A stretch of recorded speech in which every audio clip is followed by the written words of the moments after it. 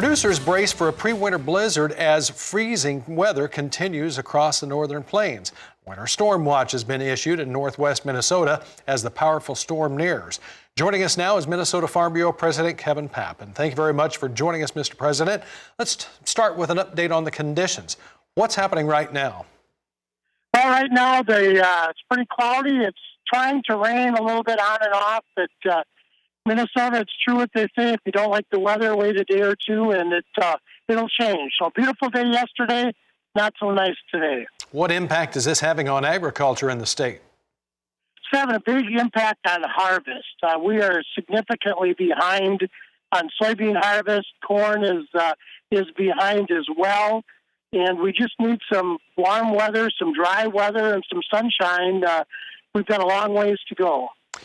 You were talking about that crop and how harvest had already had gotten started or needs to continue. How far along were some of those crops, or better yet, probably how much of it was behind? Well, we're behind almost about 2 weeks on development. Our first day of soybean harvest was yesterday. Typically, we're well into it around the 1st of October, so we're behind with that, but really it's too muddy in some places as well. Excessive rainfall the last week. Where are you seeing the biggest impact in the state? Probably the biggest impact, different areas.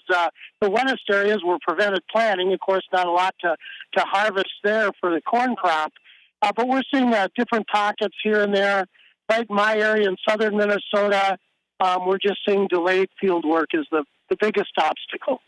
What about the livestock industry? It's a lot of dairy in your state. A lot of dairy, a lot of hogs. Probably the biggest impact right now is we're seeing our basis get really tight because we're just not getting any of that new crop corn in yet. So we need that for the animal feed, and we're going to continue to push that basis and try to get some corn. It certainly has been a challenging year for a lot of your producers. So what are you hearing, and what do you see going forward from here then?